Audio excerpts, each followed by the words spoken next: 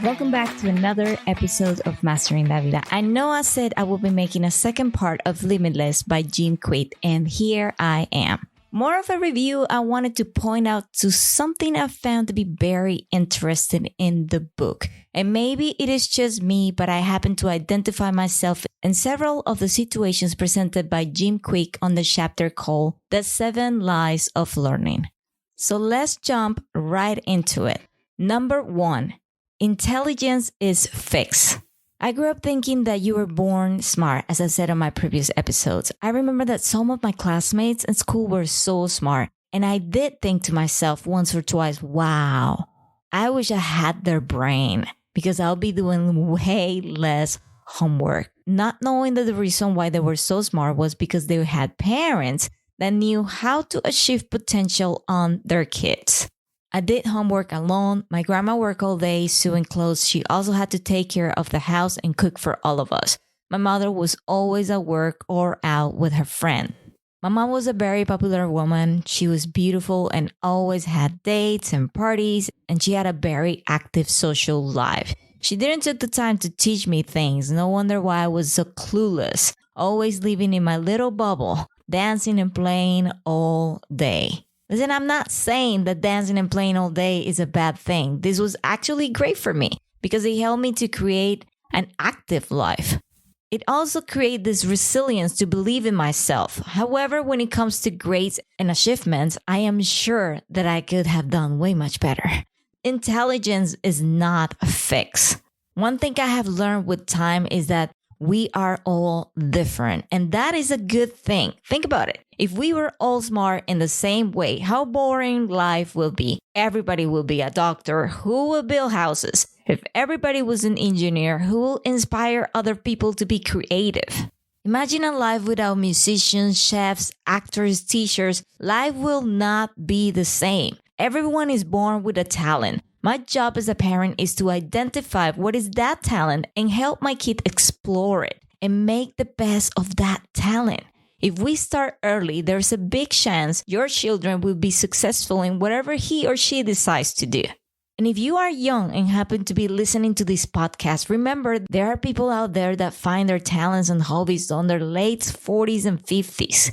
But that talent is not going to come knock on your door. You need to get up and go try different things and fail. Yes, fail. I don't know anyone that is successful that hasn't failed at first. But you will never know if you're good at something if you don't give it a try.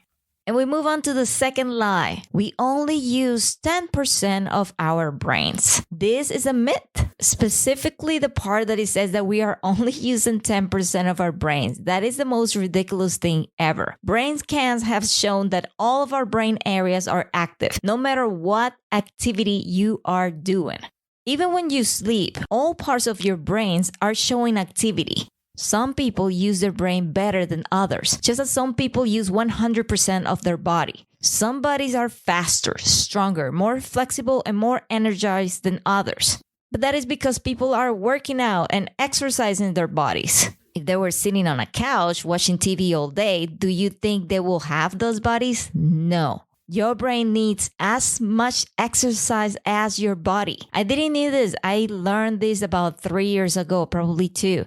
It is so important to read, and I wish I had learned this at an early stage. But I'm not going to sit down and think, oh, wow, this is my mother's fault. I'm just dumb. No way. Absolutely no. I am going to give it a try. I'm going to try different things because it might help me to avoid Alzheimer. It might help me to remember birthdays when I'm a grandmother. It might help me to be sufficient and not having someone to take care of me when I get older. I want to be that 80-year-old woman I see carrying wood to their house, riding a bicycle, and walking to the coffee store, still remembering the owner's name. And I am sure you want to do that as well. If you are listening to this podcast, it's because you want to do better. It's because you are willing to do the work and forget about regrets.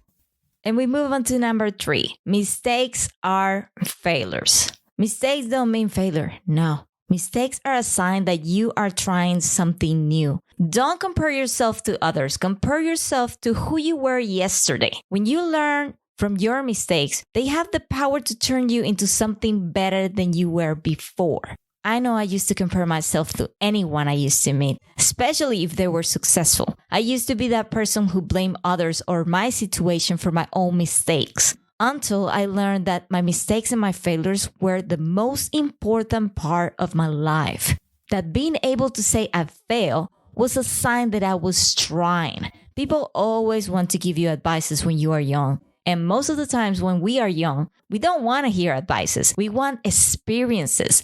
But experiences are what teaches us what happens if we do things different. A baby could be told not to touch something hot 20 times, and this baby will still go and touch it.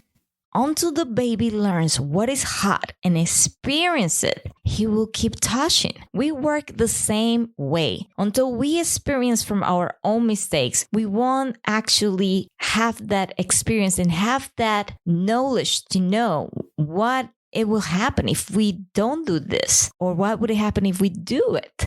Some people are better listening at early ages than others. Some others really want that experience, and there's absolutely nothing wrong with it.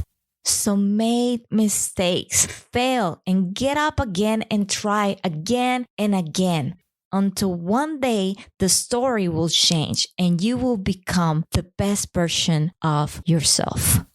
Moving quickly into number 4, knowledge is power. Yes, I have to agree with this one. A lot of people said, if you have the knowledge, you have power. But we have more access to knowledge than we have ever had in the history of humankind. And yet, this clutter of information makes it more and more difficult to act. Possession of knowledge is not going to make you different from the people around you. It is how you use your knowledge that would. Many people like to talk about everything they know, but do you see them making any difference in someone's life? Do you see them helping others with their knowledge? If the answer is yes, then great. That means you are surrounding yourself with people who are using their knowledge as power. But if the answer is no, then you already know that these people are just talking and wasting their knowledge. Just remember, when you start acquiring more knowledge, that knowledge is not power if you are not using it for something good. If what you know is not used to help or educate others, then it's a waste. And we move on to number 5. Learning new things is very difficult. And I hear this so many times. People complain that, no, I am just too old to learn, or I already did school. I don't really want to keep learning. The key to learning is consistency, and you need to adapt to what works for you. If you learn better by watching videos, then do that. If you learn better by reading, then read. Approach learning with patience, positive attitude, and adapt to your needs. When you learn new ways to learn, the challenge of learning new things can be fun, easier, and more enjoyable. The key is to explore with different ideas of learning. There is a test on this book that will help you identify the type of learner you are. And I am sure you can find this test online as well. Take the test if you have doubts. I took the test and it told me that I was a mix of visual and audio learning, meaning I learn better while listening to podcasts or videos. But I try not to limit myself to only these 2 types. I want to activate my brain, so I read. And I love having conversations. If you know me, you know I can talk for hours. And when I find people who are interested, who have that spark in them, I get very motivated and I want to have coffee with them and I want to spend time with them. Not because I want to be sucking their energy, for say it that way, but I want to be able to have conversations with them, to explore the different point of view that they have. And that will help me to open my mind into different things and not be so close-minded into just thinking that I am the only one who have the truth or who knows what is real or not. Because sometimes we only see our side of the picture. So by surrounding yourself with people who think different than you can help you see a different aspect and a different position of someone's life and point of view. So don't be afraid of learning just because you are aging. We need to become a generation that forgets about the number in the word age and start a new celebration for aging where knowledge and wisdom are celebrated every year we are in this life. Moving on to number 6, the criticisms of others matters. Don't take criticism from someone you wouldn't take advice from. I do hear this all the time, and it has worked perfectly for me. Why would I care about what somebody else have to say about me if I wouldn't take advice from that person? If I don't respect this person in the level where I feel like I could go to this person to take an advice, then why would I take a criticize from this person? People will doubt you and criticize you no matter what you do. I think I freed myself from this problem a couple of years ago. See, when you are a person who tries many different things, who explore their passions, who is creative, you will always find people who suffer when they see you doing these things. And the only reason this happen is because they want what you have. They want to have your creativity. They want to have that, but they don't know how to do it. And it's sad. It's sad because we as a person experience jealousy in a very weird position. Jealousy is part of being human. I don't know anyone who has never ever felt jealous of others at some point of their lives. However, if you are conscious of your emotions, there are ways to cope with jealousy, to make it better. Whenever I feel that I'm getting jealous of someone, I do two things. And these two things are a perfect example of how you can turn around something like jealousy. One, I ask many questions to this person. Why? Because I want to know how they achieve their success. And secondly, I ask for advice. Instead of feeling envious, I congratulate them for having such an amazing life. And I feel blessed to know someone who is achieving. Because if I surround myself with people who are doing all of these amazing things, this is going to be contagious. And I'm going to be part of something amazing. And you might ask, so why is this good for me? Because you will have the opportunity that other people don't have to ask this person for advice, because obviously they are doing something right. If instead of just feeling jealousy and pretend that you don't see their success, because a lot of people like to pretend like, oh yeah, I'm ignoring this because I don't like what I see. I don't like that this person is doing better than me. There's a lot of people who think this way. So instead of doing that, instead of talking bad about them because you feel threatened by their power and their knowledge, instead of doing that, you need to give yourself the opportunity to learn from them, to get inspired by them, to grow together.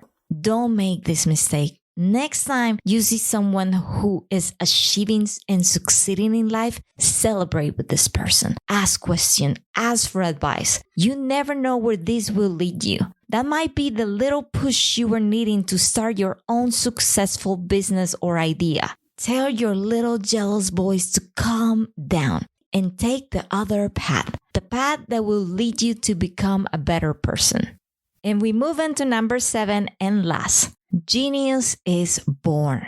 No, I don't think so. Greatness isn't born. It's grown like a plant through deep practice, ignition, and master coaching. Anyone can develop a talent so deep that it looks like a genius. And this is made through deep practice. And these are not my words. These are the words of a genius named Jim Kwik, a genius on teaching how to learn, a genius that didn't give up because his brain wasn't smart enough. He didn't give up because he had a brain trauma. He didn't give up because he felt jealous about others learning faster and smarter than him. If he was able to do all this, then imagine what you can do.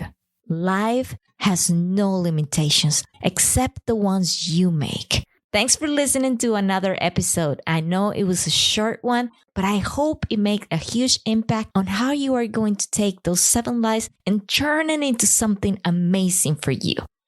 And on my next episode, we're going to have the privilege to be talking with a new guest that will be coming to this podcast to illuminate us and give us a lot of her knowledge. Her name is Dr. Katherine Armstrong, and she's a mental health professional. She will be here on our next episode, and this will be a special episode where we're going to be talking about woman empowerment. So I can't wait, and I'll see you guys next time.